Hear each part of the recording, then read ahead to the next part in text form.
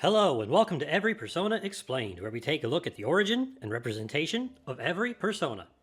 I'm your host, Winwright, and today we're taking a look at Metatron.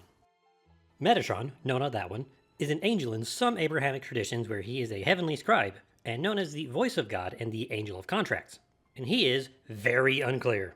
He's mentioned briefly in the Talmud, but he's much more prevalent in Kabbalistic texts. Kabbalah, being put very simply, is an esoteric tradition of Jewish mysticism focusing more on oral traditions. There are two different versions of Metatron in Jewish texts. The first and less confusing version is that Metatron is the ascendant angelic form of Enoch, great-grandfather of Noah, liver of more than 300 years, and man who is taken directly to heaven without dying.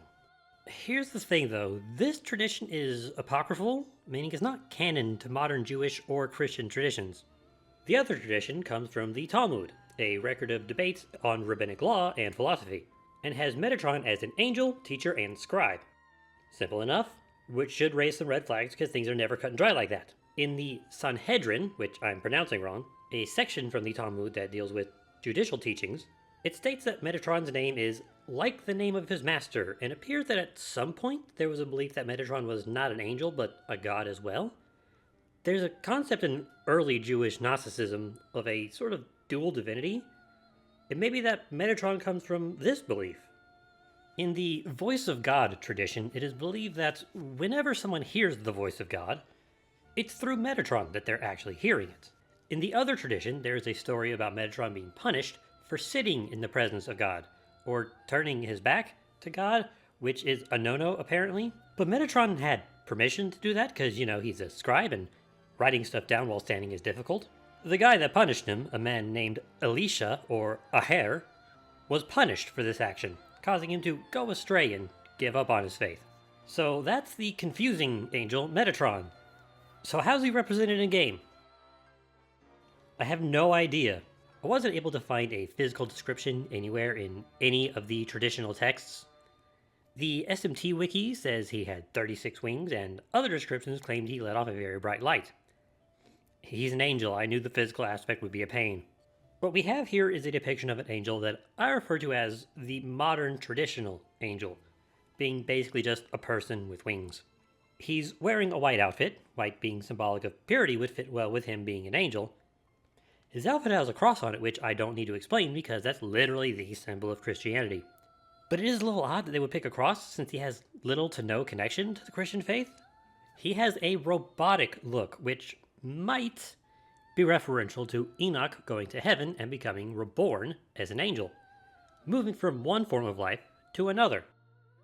I draw this connection from desperate speculation so I can fill this section out a little bit more.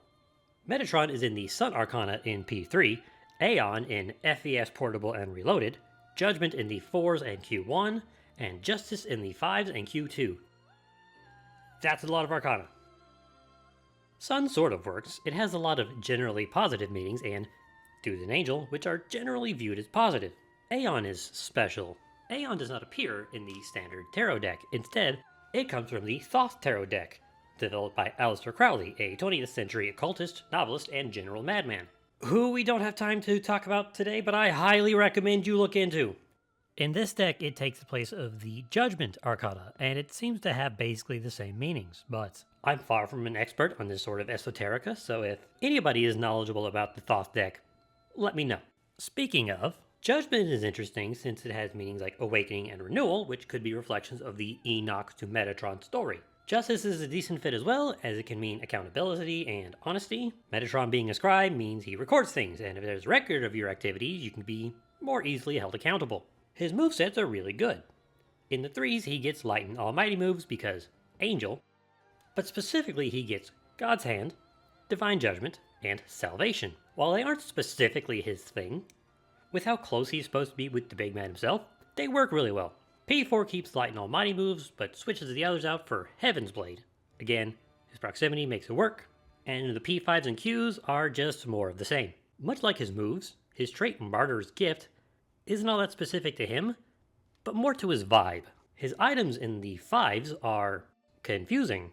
He gives either the Nataraja or Nataraja EX, which is a weapon named after Shiva for some reason. Doesn't matter because the 3s give him good items. In FES and Portable, he gives a skill card for God's Hand, which is good, but in Reloaded his hard item is the Contract Angel Wing, a fusion material used to make either Metatronius, a weapon for Aegis and an alternative version of Metatron's name, or the Book of Enoch.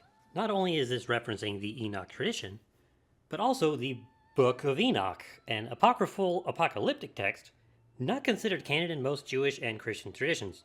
It also gives the holder angelic grace for flavor, and it's also his hard item in base P3. Overall, his representation is really good. Metatron's got a confusing and unclear history, but they managed to do a good job bringing his vibes out for these games. So many search results for this video were just the YouTuber Metatron, so that did get in the way of research a little bit.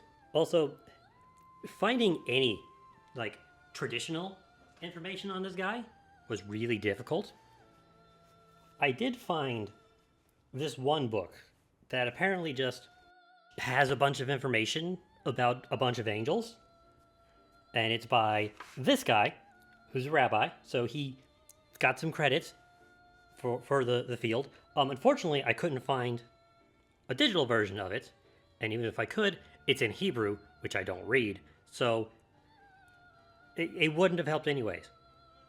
I would love to get my hands on a translated version of that somehow, but I don't think one exists in English, which makes me very sad. Anyways, thank you very much for watching. Let me know who you want to see next time in the comments down below. Don't forget to subscribe, and I'll see you next time on Every Persona Explained.